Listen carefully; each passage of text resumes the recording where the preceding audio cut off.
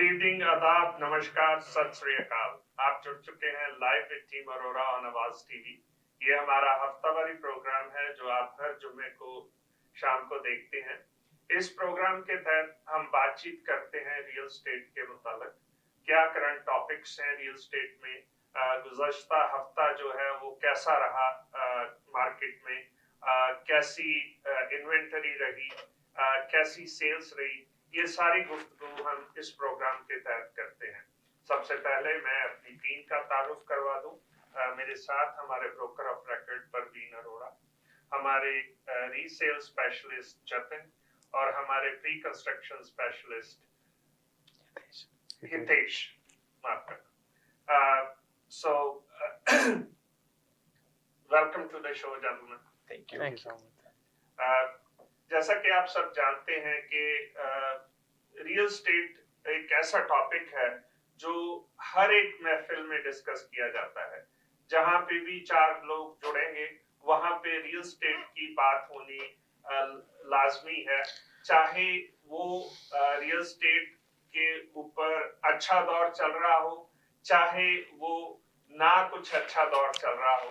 तो कुछ ऐसे ही दौर से हम आजकल गुजर रहे हैं पिछले मैं कहूँगा काफी लंबे अरसे से। लेकिन ये बात मैं यहाँ पे ये भी कहना चाहूंगा कि अगर अच्छा टाइम नहीं रहा तो बुरा टाइम भी नहीं रहता है। ये भी एक फेज है और डेफिनेटली ये भी पास हो जाएगा। अब बात करते हैं हमारे आज के टॉपिक की कि जो रियल स्टेट में ट्रांजैक्शंस होती हैं, खास करके हम ओंटारियो में रहते हैं तो यहाँ की ही हम बात करेंगे कि जो real estate buyers and sellers हैं वो किस तरह से प्रोटेक्टेड हैं प्रोविंस ऑफ ओंटारियो में। प्रवीण जी, सबसे पहले तो ये बताएं हमें, अगर हम कनाडा को बैक होम हमारे जहाँ से हम लोग आते हैं, मसलन इंडिया, पाकिस्तान, बांग्लादेश, जो हमारे कंट्रीज हैं, वहाँ पे हमें पता है कि जो रियल स्टेट प्रोफेशन है वो रेगुलेटेड नहीं है। अगर मेरे पास चाहे कोई लाइसेंस है, चाहे कोई क्वालिफिकेशन है, चाहे नहीं है, मैं रियल स्टेट एजेंट वहाँ पे बन सकता हूँ बड़े आराम से। एक तो ये थोड़ा सा फर्क समझाएं हमें। और जब हम कहते हैं कि नॉर्थ अमेरिका में जो रियल स्टेट प्रोफेशन है वो रेगुलेटेड है, तो हम क्या बात करते हैं उसमें?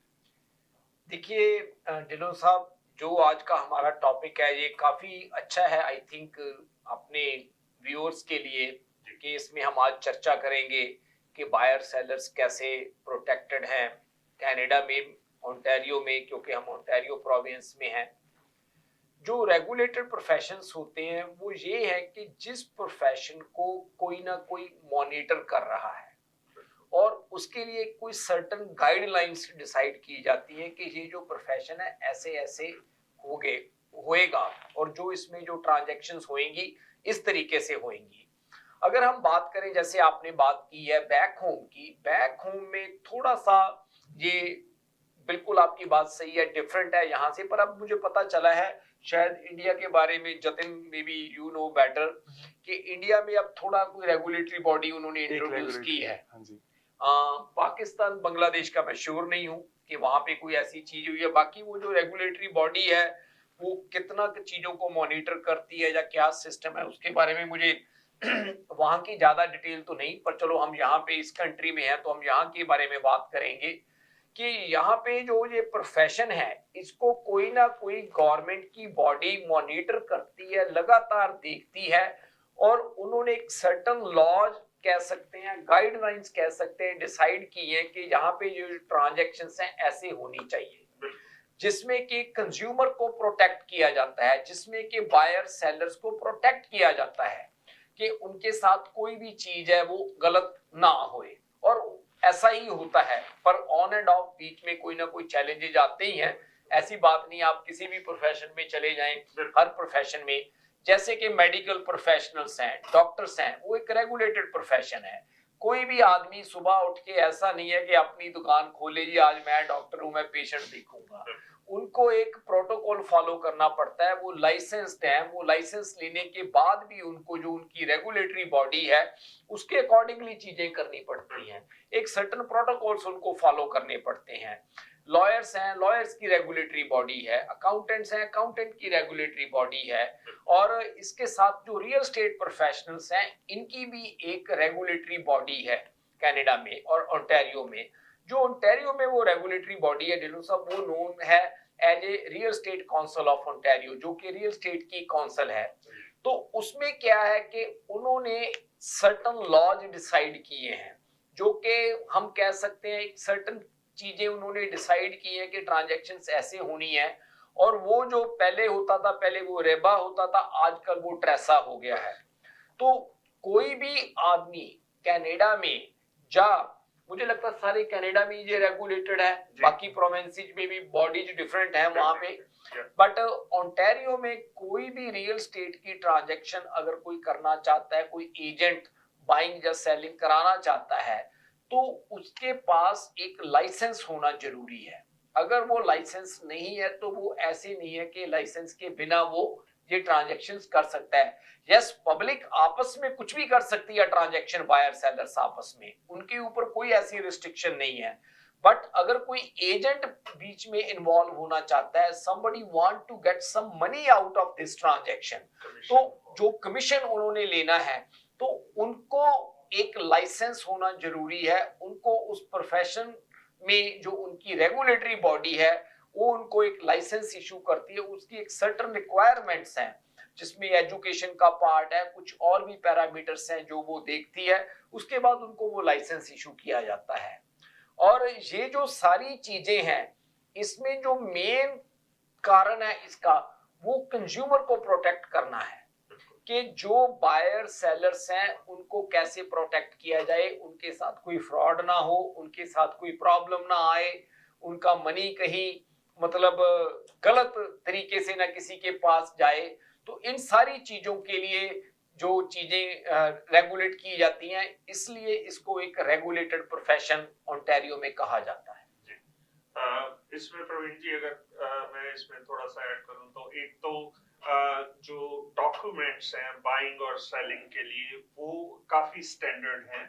उसमें कुछ क्लॉजेस जो हैं वो बायर और सेलर की रिक्वायरमेंट या प्रॉपर्टी की जो डिस्क्रिप्शन है उसके मुताबिक डाले जा सकते हैं, लेकिन वो फॉर्म्स जो हैं वो स्टैंडर्ड हैं, बिल्कुल ओरिया की तरफ से वो दिए जाते हैं, जो कि ओंटारियो रियल स्टेट एसोसिएशन की तरफ से जी। और उसमें लॉयर्स इन्वॉल्व होते हैं ताकि हर एक जो क्लाइंट है उसको फेयर रिप्रेजेंटेशन मिल सके। बिल्कुल। और जो उनका डिपॉजिट है वो ट्रस्ट अकाउंट में रखा जाता है, ताकि उसको कोई बिना इजाजत के यूज ना कर सके। बिल्कुल जी।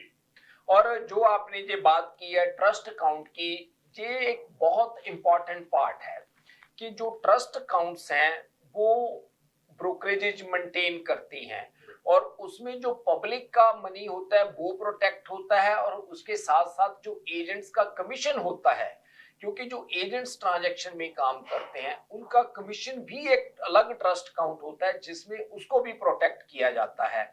उसमें डिफरेंट डिफरेंट रिक्वायरमेंट्स हैं वो ट्रस्ट अकाउंट्स की, और उनकी डिफरेंट डिफरेंट हम कह सकते हैं कि इंश्योरेंस का पार्ट है, या उनके लगातार जो ये रेगुलेटरी बॉडी है उसकी इंस्पेक्शंस करती है, ब्रोकरेजेज की उनके ऑडिट करती है।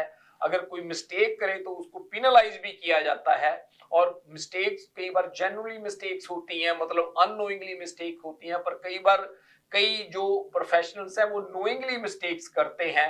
मोस्टली जब जैसे कोई अननोइंगली मिस्टेक्स होती है तो ये जो रेगुलेटरी बॉडी है ये देखती हैं कि ये कोई अननोइंगली मिस्टेक हुई है, इनसे कोई बाय काम करते हुए मिस्टेक हुई है, उन मिस्टेक्स को वो इग्नोर भी करते हैं। बट जहां पे कोई नोइंगली मिस्टेक की जाती है, किसी के जैसे कह ले कि जो पब्लिक के फंड्स को उस गलत तरीके से हैंडल करते हैं, तो उनको वो पिनलाइज भी करती है। और इसमें देखा गया कि ना सिर्फ जो ब्रोकर ऑफ रेकॉर्ड हैं उनके लाइसेंस, बल्कि ब्रोकरेज के लाइसेंस तक कैंसिल हो सकते होते हैं। बिल्कुल होते हैं। जी, और मैं आपको एक बात ये कहता हूँ कि ढिल्लों साहब आप भी जानते हैं कि हम एक ब्रोकरेज रन करते हैं, जी, मतलब जितना हम कॉशियस ये ट्रस्ट काउंट्स के बारे में है, शायद मेरा ख्याल हम जिंदगी में और किसी चीज के बारे में इतना कॉशियस नहीं है, बिल्कुल बिकॉज हमें पता है कि अगर हम इसको प्रॉपरली नहीं मैनेज करते, इसको हैंडल नहीं करते, तो हमें जो हमारी रोजी रोटी है वो खत्म हो सकती है। लाइसेंस जो है वो एक प्रिविलेज है, मैं कहूँगा। बिल्कुल।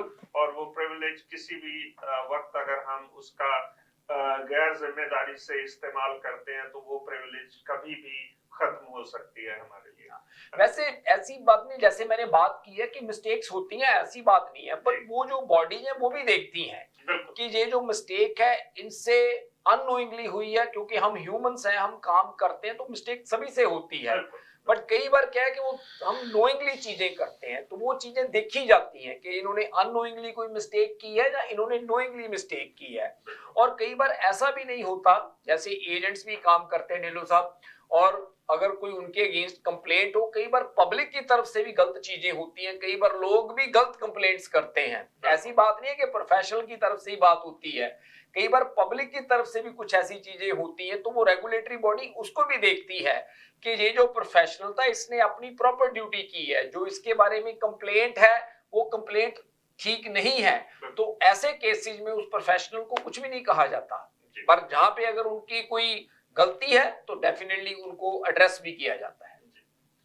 जतिन, आप मुझे थोड़ा सा बताएं हमारे व्यूअर्स की जानकारी के लिए, जो रियल एस्टेट डिपॉजिट्स होते हैं, एक तो टेरियन जो है वो कवर करती है, उनकी प्रोटेक्शन करती है, इसके बारे में थोड़ा सा हमें बताएं कि ये अमाउंट क्या है जो नई कंस्ट्रक्शन है। जी, न्यू कंस्ट्रक्शन है जी, जो सैम जी एंड प्रवीण जी, जो हमारे जो ओंटारियो में जो लॉज हैं वो ऐसे बने हुए हैं कि कंज्यूमर की प्रोटेक्शन है, but there is a limit कि कहाँ तक प्रोटेक्शन है, जिसके बारे में वो बताना चाहते हैं। एक टैरियन एक गवर्नमेंट से रेगुलेटेड एक इंश्योरेंस को, या आप एक रेगुलेटेड बॉडी को मान लीजिए, वो जो डिपॉजिट्स हैं कंज्यूमर के वो कवर करती है अप टू 30,000 अगर कोई कॉन्डोमिनियम में कोई डिफॉल्ट होता है या वो कॉन्डोमिनियम का प्रोजेक्ट नहीं कंप्लीट हो पाता, और अप टू 100,000 किसी फ्री होल्ड प्रॉपर्टी का अगर प्रोजेक्ट नहीं कंप्लीट हो पाता। पर इसके ऊपर कोई डैमेज होता है तो that is not covered with Tarion. But Sam ji, जो रिको है हमारी जो रेगुलेटरी बॉडी, वो कोई भी फ्रॉड या कोई भी चैलेंज आता है ट्रांजैक्शन के अंदर, जो मतलब कोई ऐसे सर्कमस्टेंसेस हैं जिसकी वजह से किसी का नुकसान होता है, तो उनकी जो लिमिट है, मैक्सिमम लिमिट है एक इवेंट की $4 मिलियन। जो $4 मिलियन हैं वो एक पर्सन को नहीं मिलते, जितने भी लोग उस इवेंट में इफेक्ट हुए होते हैं, पर event 4 million can be compensated from RECO. और जो एजेंट्स हैं, जैसे कि हम प्रोफेशनल्स हैं, जो हमारी कमीशन होती है वो 200 अप टू 200,000 तक सेफ होती है। अगर कोई फ्रॉड होता है या कोई भी ऐसी कोई चीज होती है जो हमारे कंट्रोल में नहीं है, उसमें रिको विल कम एंड इनएक्ट, और रिको सेफगार्ड करती है आपका इंटरेस्ट, कंज्यूमर्स का भी और प्रोफेशनल्स का भी। तो हम कह सकते हैं कि एक लिमिट में जो बायर्स हैं वो भी प्रोटेक्टेड हैं और जो रियल एस्टेट प्रोफेशनल्स हैं वो भी प्रोटेक्टेड। राइट सैम जी, लिमिट्स भी बहुत जरूरी हैं, क्योंकि गवर्नमेंट भी नहीं चाहती कि इनका मिसयूज किया जाए। कि पब्लिक को जब पता है कि हम ये रेगुलेटेड बॉडी है और हम कंपनसेट करने के लिए रेडी हैं, तो कई बार पब्लिक इसका मिसयूज भी करती है। इसीलिए ये लिमिट में प्रोटेक्शन प्रोवाइडेड है, क्योंकि जिसको एक्चुअली में नीड है वो लोग प्रोटेक्टेड रहे, जो रियल सर्कमस्टेंसेस हैं। बिल्कुल। प्रवीण जी, आप हमें थोड़ा सा बताएं कि क्यों जरूरी है बायर्स एंड सेलर्स के लिए एक रेप्यूटेड ब्रोकरेज के साथ काम करना?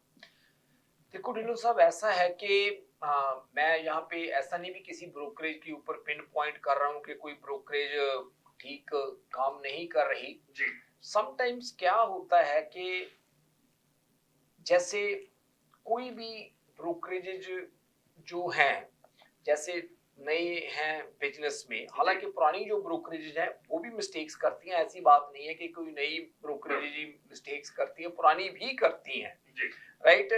तो मुझे एक चीज ये लगती है कि जो ब्रोकरेज की स्टेबिलिटी थोड़ी ज्यादा है मार्केट में, जो कि अच्छा बिजनेसेस कर रहे हैं, राइट, अगर आप कुछ ऐसी ट्रांजैक्शंस में इन्वॉल्व हो जिसमें कि काफी बड़ी अमाउंट्स इन्वॉल्व हैं, तो थोड़ा इन चीजों का ख्याल रखना जरूरी है। मुझे याद है ढिल्लों साहब के जैसे जब मैंने काम शुरू किया था बिगिनिंग में, so there were some transactions जो कि काफी ज्यादा अमाउंट की थी, तो जो वो बायर सेलर थे दे वर वेरी कॉशियस कि मतलब हम किस प्रोफेशनल के साथ डील कर रहे हैं, किस कंपनी के साथ डील कर रहे हैं और वो कैसे स्टैंड कर रही हैं, क्योंकि मार्केट में देखो अच्छी चीजें भी हैं और कुछ ना कुछ गलत चीजें भी हैं, और अगर चीजें गलत ना होती तो ये रेगुलेटरी बॉडी एग्जिस्ट ना करती, और अगर ये गलत चीजें ना होती तो लॉज ना एग्जिस्ट करते। ये सारी चीजें इसी वजह से एग्जिस्ट कर रही हैं कि कहीं ना कहीं कुछ चीजें गलत भी होती हैं। तो मुझे चोर ना होते तो ताले भी ना बनते। बिल्कुल, मतलब हालांकि चलो तालों का कोई मैना नहीं है राइट, बट वो चीजें आई तो इसी वजह से होंद में है। तो मुझे ये लगता है कि जब भी आप डील कर रहे हैं किसी के साथ, कोशिश करें कि प्रोफेशनल्स के साथ डील करें। समटाइम्स क्या होता है कि हम थोड़ा सा किसी शॉर्ट बेनिफिट के लिए हम कई बार किसी बड़ी प्रॉब्लम में उलझ जाते हैं, तो थोड़ा शॉर्ट बेनिफिट ना देखें, मतलब एंड ऑफ द डे ये देखें कि कौन से प्रोफेशनल सही तरीके से आपके साथ चीजें कर रहे हैं। यहाँ पे वक्त हो चला है एक छोटे से ब्रेक का। हम ब्रेक पे यूं गए और यूं वापस आए। आप देखते रहिए live with team Arora on आवाज टीवी। अगर आपको दुबई या मिडिल ईस्ट नुमा ज़ेवरात की तलाश है तो आपको दूर जाने की बिल्कुल जरूरत नहीं। आज ही हमारे मिसिसागा रिजवे स्टोर तशरीफ लाइए, अल करम ज्वेलर्स। हमारे पास सोने के बेहतरीन कंगन, कड़े, झुमके, हार और सोने के सेट्स भी दस्तयाब हैं। शादी हो या मेहंदी या कोई भी फंक्शन, आपकी पसंद के तमाम जेवरात आपको हमारे स्टोर में मौजूद मिलेंगे। आज ही हमारे स्टोर पर तशरीफ लाइए, अल करम jewellers, 3465 platinum drive, unit 99, Mississauga, या फिर कॉल करें 905-828-0009। अल करम ज्वेलर्स, फरमाइश आपकी, गारंटी हमारी। डिक्सी इलेक्ट्रॉनिक्स और अप्लायंसेस, जहां आपकी तमाम इलेक्ट्रॉनिक्स और अप्लायंसेस की जरूरियात पूरी होंगी। हमारे पास आपको हर टॉप ब्रांड मौजूद मिलेगा, चाहे वो व्हर्लपूल हो या LG, सैमसंग हो या जनरल इलेक्ट्रिक्स। हम इन सब के ऑथराइज्ड डीलर हैं। आइए और हमसे 5 स्टार खिदमत का लुत्फ उठाइए। हम आपको तमाम अप्लायंसेस सबसे बेहतर और सस्ते दामों पर फराहम करेंगे, ये हमारी गारंटी है। विजिट आवर वेबसाइट www.dixieelectronics.ca या फिर हमें कॉल कीजिए 905-625-5900. At Dixie Electronics and Appliances, we sell quality and deliver confidence.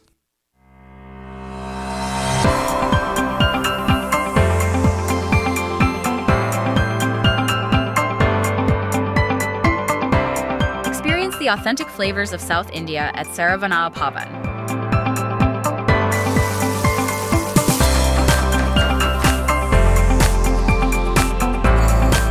From our kitchen to your table, savor a taste of tradition.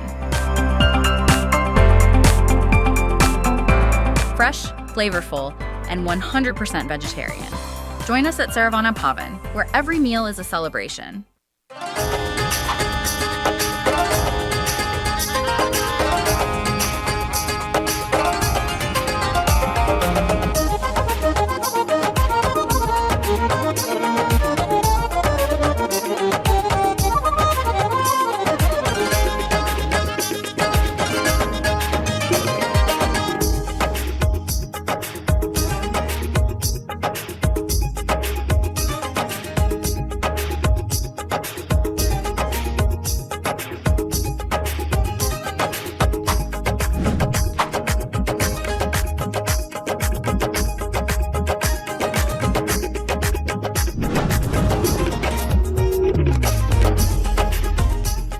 अगर आपको दुबई या मिडिल ईस्ट नुमा ज़ेवरात की तलाश है तो आपको दूर जाने की बिल्कुल जरूरत नहीं। आज ही हमारे मिसिसागा रिजवे स्टोर तशरीफ लाइए, अल करम ज्वेलर्स। हमारे पास सोने के बेहतरीन कंगन, कड़े, झुमके, हार और सोने के सेट्स भी दस्तयाब हैं। शादी हो या मेहंदी या कोई भी फंक्शन, आपकी पसंद के तमाम जेवरात आपको हमारे स्टोर में मौजूद मिलेंगे। आज ही हमारे स्टोर पर तशरीफ लाइए। अल करम jewellers, 3465 platinum drive, unit 99, Mississauga, या फिर कॉल करें 905-828-0009। अल करम ज्वेलर्स, फरमाइश आपकी, गारंटी हमारी। डिक्सी इलेक्ट्रॉनिक्स और अप्लायंसेस, जहां आपकी तमाम इलेक्ट्रॉनिक्स और अप्लायंसेस की जरूरियात पूरी होंगी। हमारे पास आपको हर टॉप ब्रांड मौजूद मिलेगा, चाहे वो वर्लपूल हो या एलजी, सैमसंग हो या जनरल इलेक्ट्रिक्स। हम इन सब के ऑथराइज्ड डीलर हैं। आइए और हमसे 5 स्टार खिदमत का लुत्फ उठाइए। हम आपको तमाम अप्लायंसेस सबसे बेहतर और सस्ते दामों पर फराहम करेंगे, ये हमारी गारंटी है। विजिट आवर वेबसाइट www.dixieelectronics.ca या फिर हमें कॉल कीजिए 905-625-5900. At Dixie Electronics and Appliances, we sell quality and deliver confidence.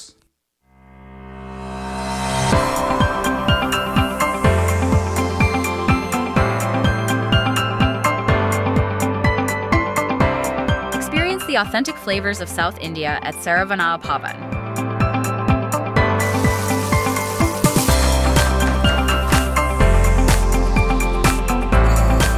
From our kitchen to your table, savor a taste of tradition.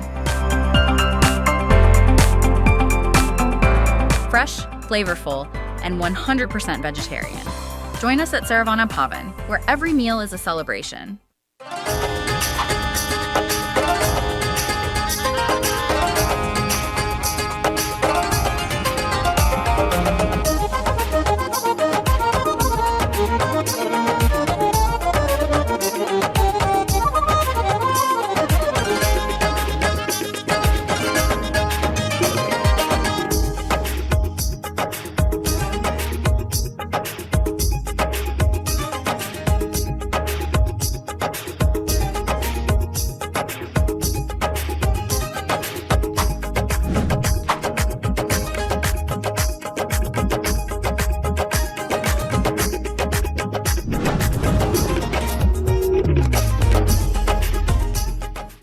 Legal problems don't wait, and neither should you.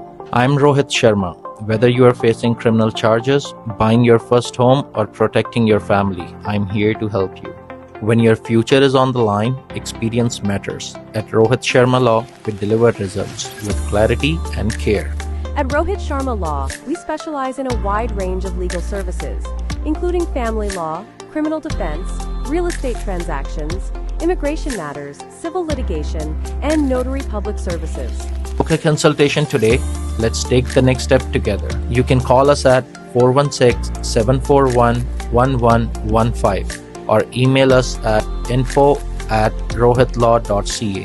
अगर आपको Dubai या middle east नुमा जेवरात की तलाश है, तो आपको दूर जाने की बिल्कुल जरूरत नहीं। आज ही हमारे मिसिसागा रिचवे स्टोर तशरीफ लाइए। अल करम ज्वेलर्स। हमारे पास सोने के बेहतरीन कंगन, कड़े, झुमके, हार और सोने के सेट्स भी दस्तयाब हैं। शादी हो या मेहंदी या कोई भी फंक्शन, आपकी पसंद के तमाम जेवरात आपको हमारे स्टोर में मौजूद मिलेंगे। आज ही हमारे स्टोर पर तशरीफ लाइए। अल करम jewellers, 3465 platinum drive, unit 99, Mississauga, या फिर कॉल करें 905-828-0009। अल करम ज्वेलर्स, फरमाइश आपकी, गारंटी हमारी। Welcome back to the show. जैसा कि हम ब्रेक से पहले बात कर रहे थे कि जो रियल स्टेट ट्रांजैक्शन ओंटारियो में होती हैं, उसमें बायर्स और सेलर्स जो हैं वो किस तरह से प्रोटेक्टेड हैं। इसी बात को अगर थोड़ा सा आगे बढ़ाएं प्रवीण जी, तो मान लीजिए कि एक घर की डील हुई है और उसमें जो ब्रोकरेज है वो किसी वजह से बंद हो जाती है, चाहे वो कोई भी कारण रहा हो। तो इस केस में जो बायर और सेलर हैं वो कैसे प्रोटेक्टेड है? उनका जो अगर बायर की बात करें, उनकी जो डिपॉजिट मनी है वो किस तरह से प्रोटेक्टेड है? उसमें ऐसा है ढिल्लों साहब, सबसे पहले तो जो डिपॉजिट अमाउंट्स होती हैं वो ट्रस्ट अकाउंट में होती हैं, राइट। अगर फॉर एनी रीजन ब्रोकरेज में कोई चैलेंज आ जाता है तो वो जो ट्रस्ट अकाउंट है उसको जो रियल स्टेट काउंसिल है वो उसको मॉनिटर करती है। Sometimes they have special trust accounts too, जहाँ जो रिको के अकाउंट अपने अकाउंट्स हैं उनमें वो ले लेते हैं फंड्स।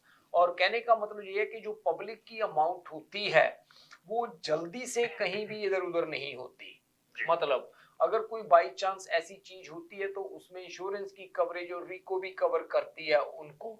अब वो डिपेंड करता है कि अलग अलग इंसिडेंट्स के ऊपर क्या कवरेज है उनकी, बट मोस्ट लाइकली अभी तक मैंने मतलब जैसे ये कह लो कि अपने बिजनेस के लाइफ स्पैन में एक्सपीरियंस में ऐसा कभी कोई चैलेंज देखा नहीं कि पब्लिक के मनी को कभी कोई प्रॉब्लम आई हो।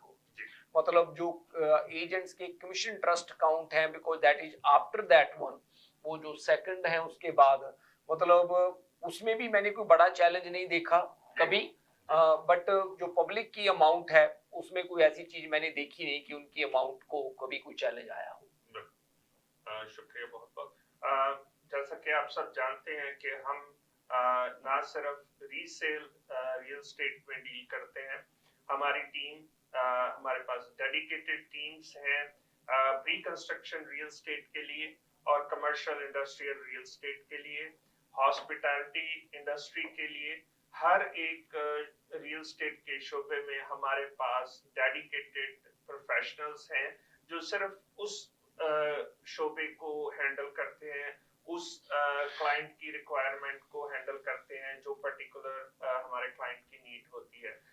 तो आपका रियल एस्टेट के मुताल्लिक कोई भी सवाल हो, आप हमें 4169108923 पे कॉल कर सकते हैं।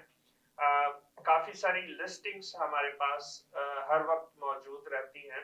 इस वीकेंड पे हर एक एरिया में आप हमारे ओपन हाउस साइन फॉलो करके हमारे किसी भी ओपन हाउस में भी आ सकते हैं। और हम कोशिश करते हैं कि आपका रियल एस्टेट के मुताल्लिक कोई भी सवाल हो, प्रोफेशनली उसका आंसर आपको दिया जाए। तो जतिन, काफी सारी हम लिस्टिंग्स लेके आए हैं, कुछ लिस्टिंग्स हम अपने व्यूअर्स के साथ शेयर करें प्लीज। मैं सैम जी प्रवीण जी स्टार्ट करना चाहूंगा फर्स्ट टाइम होम बायर्स की लिस्टिंग से। तो आज हम आपके लिए लेके आए एक 1+10 कॉन्डो मिल्टन के अंदर 1483 मेपल एवेन्यू यूनिट 408। ये जो 1483 मेपल एवेन्यू एक 1+10 कॉन्डो है जो हमने बहुत ही अच्छे प्राइस पे लगाया है। इसका एरिया भी बहुत है, 700+ स्क्वायर फीट इसका एरिया है, फिनिश्ड एरिया, और मेंटेनेंस भी बहुत कम है। अगर कोई भी हमारे दर्शक इसकी और जानकारी जानना चाहते हैं तो हमें कॉल कर सकते हैं 4169108923 पे। जो अगली लिस्टिंग हम आपके लिए लेके आए हैं वो है 2326 टॉन्टन रोड इन ओकविल। अगर कोई हमारे दर्शक 2 बेडरूम का कॉन्डो अपार्टमेंट देख रहे हैं तो ये बहुत ही अच्छी लोकेशन में ओकविल पे ये कॉन्डो अपार्टमेंट हम मार्केट में लेके आए हैं। और बेस्ट बात इसमें ये है कि इस कॉन्डो अपार्टमेंट में 2 बेडरूम, 2 बाथरूम और 2 पार्किंग स्पॉट्स भी हैं आपके साथ।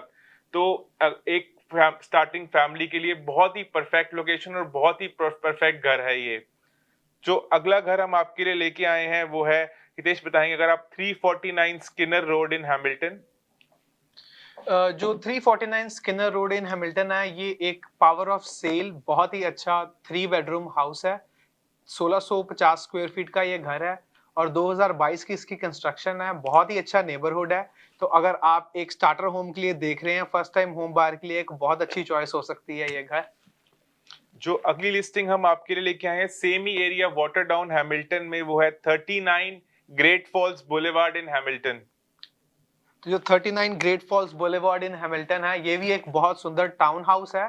2300 स्क्वायर फीट इसका लिविंग एरिया है विद फिनिश बेसमेंट, 4 बेडरूम और 5 वॉशरूम का ये घर, फुली अपग्रेडेड सीलिंग और बहुत ही खूबसूरत इसकी वॉल्स हैं। बहुत ही अच्छे इसके घर के अपग्रेड्स हैं, हार्डवुड फ्लोरिंग, बहुत ही अच्छा पैटियो अपग्रेडेड है। और आप इसे ओपन हाउस पे विजिट कर सकते हैं इस वीकेंड पे। Thank you Hitesh. और जो नेक्स्ट लिस्टिंग हम आपके लिए लेके हैं वो है 90 Dawson crescent unit 90 in Brampton. कोई फर्स्ट टाइम होम बायर अगर कॉन्डो टाउन हाउस देख रहे हैं तो ये कॉन्डो टाउन हाउस आपकी सारी की सारी रिक्वायरमेंट पूरी करता है। इसमें 3 बेडरूम है, 2 फुल बाथरूम है और ऑलमोस्ट 1100-1200 स्क्वायर फीट एरिया भी इंक्लूडेड है। और इसको हमने एक बहुत ही अट्रैक्टिव प्राइस पे फर्स्ट टाइम होम बायर के लिए लगाया है और वीकेंड पे हम इस पे शायद ओपन हाउस भी लगा रहे हैं अगर कोई देखना चाहे तो। जो हम अगली लिस्टिंग हम आपके लिए लेके आए हैं वो है 153 Albright Road in Brampton. 153 Albright Road एक 3 बेडरूम 3 बाथरूम सेमी डिटैच घर है ब्रैम्पटन के अंदर, जो फर्स्ट टाइम होम बायर्स के लिए बहुत ही परफेक्ट है और बहुत ही अट्रैक्टिव प्राइस पे लगाया है। ओनली 800,000 में ये घर आप ले सकते हैं ब्रैम्पटन के अंदर। जो अगली लिस्टिंग हम आपके लिए लेके आए हैं वो है 1332 रेस्टिवो लेन इन मिल्टन। 1332 रेस्टिवो लेन एक 4 बेडरूम 4 बाथरूम टाउन हाउस है। मिल्टन के बहुत ही अच्छे नेबरहुड के अंदर ये टाउन हाउस है और बहुत ही इसके अंदर लग्जूरियस फिनिशेस भी हैं और वीकेंड पे हम इस पे ओपन हाउस भी लगा रहे हैं। जो अगली लिस्टिंग हम आपके लिए लेके आए हैं वो है 33 Dunley Crescent in Brampton. 33 Dunley Crescent Credit Valley के एरिया में एक 4 bedroom 4 bathroom detach corner lot luxurious finishing के साथ घर है और इसके हमने मार्केट में इतने अच्छे प्राइस पे लगाया कि आप इमेजिन नहीं कर सकते। न्यूअर घर बेसमेंट के लिए बिल्डर ने सेपरेट एंट्रेंस पहले से ही दे रखी है। बहुत ही अच्छा सेपरेट लिविंग सेपरेट डाइनिंग का लेआउट और मॉडर्न किचन के साथ 33 डनले क्रेसेंट हमने लेस देन 1.3 मिलियन पे 1.289 मिलियन पे लगाया हुआ है और कोई भी उसको देखना चाहता है वीकेंड पे तो हम ओपन हाउस भी लगा रहे हैं। जो अगली लिस्टिंग हम आपके लिए लेके आए हैं वो है 38 Intrigue Trail in Brampton. 38 Intrigue Trail Credit Valley के बहुत ही प्रेस्टिजियस पॉकेट के अंदर ये घर लोकेटेड है और इस घर की सबसे अच्छी खासियत ये है कि ये रेवीन लॉट के साथ साथ वॉकआउट बेसमेंट भी इस घर के अंदर है। बहुत ही अच्छे फिनिशेस और 4 बेडरूम अपस्टेयर्स और बहुत ही अच्छी लोकेशन पे है कि एक घर पूरी स्ट्रीट पे एक ऐसा घर है जिसके अंदर आप कोई भी घर नेबर का नहीं देख पाएंगे। पीछे भी रेवीन है और आगे भी आपको ट्री लाइन व्यू मिलेगा और वीकेंड पे दोनों दिन हम इस पे ओपन हाउस लगा रहे हैं। जो अगली लिस्टिंग हम आपके लिए लेके आए हैं वो है 1325 Rebecca street in Oakville. 1325 Rebecca street एक कस्टम बिल्ड डिटैच घर है ओकविल में। थर्ड लाइन के ऊपर एक घर लोकेटेड है और थर्ड लाइन एंड रेबेका के ऊपर एक घर लोकेटेड है और इस घर के अंदर बहुत ही मॉडर्न फिनिशेस और बहुत ही मॉडर्न इसकी घर की एलिवेशन है और इस घर को हमने एक ऐसे प्राइस पे लगाया है कि पर स्क्वायर फुट अगर आप कंपेयर करेंगे ओकविल में कस्टम बिल्ट होम को तो इससे सस्ता घर आपको शायद ही कहीं ओकविल में मिलेगा सेल पे। तो कोई भी दर्शक इसको देखना चाहते हैं तो वीकेंड पे दोनों दिन हम ओपन हाउस लगा रहे हैं इस पे। जो अगली लिस्टिंग है रितेश अगर आप बताएं जो हम लेके आए हैं वो है 3945 Thomas Alton Boulevard in Burlington. Sam ji आप बताइए। जी थॉमस एल्टन जो है वो 407 एंड डंडास के एरिया में लोकेटेड है बर्लिंगटन में। बहुत ही प्रेस्टिजियस नेबरहुड है। हर एक अमेनिटी जो है यहाँ से वॉकिंग डिस्टेंस है और ये घर भी पावर ऑफ सेल पे है। लेंडर ने ये घर एक बहुत अच्छी प्राइस पे लगाया है। अगर आप उस एरिया में 4 बेडरूम 4 वॉशरूम का घर देख रहे थे तो ये आपके लिए एक परफेक्ट प्रॉपर्टी हो सकती है।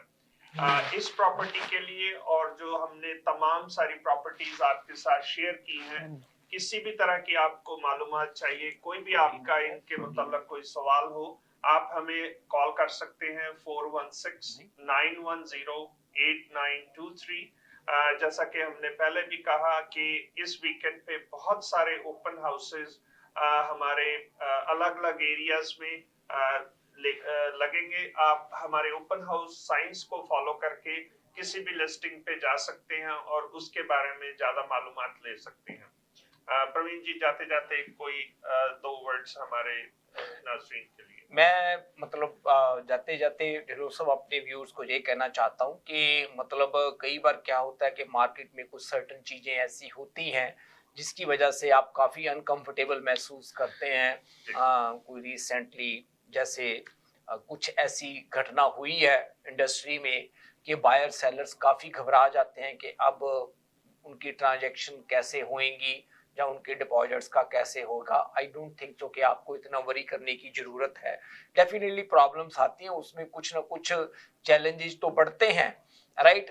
कई बार मतलब ट्रांजैक्शन में थोड़ा चैलेंज आ जाता है कि टाइम ज़्यादा लगे या चीज़ें टाइमली उस तरीके से ना हो जिस तरीके से आप उनको करना चाह रहे थे। तो बाकी ऐसी कोई बात नहीं, अगर आपका कोई भी क्वेश्चन हो आप हमें भी कॉल कर सकते हैं, या आपके कोई और भी प्रोफेशनल हो तो आप उनके साथ बात कर सकते हैं।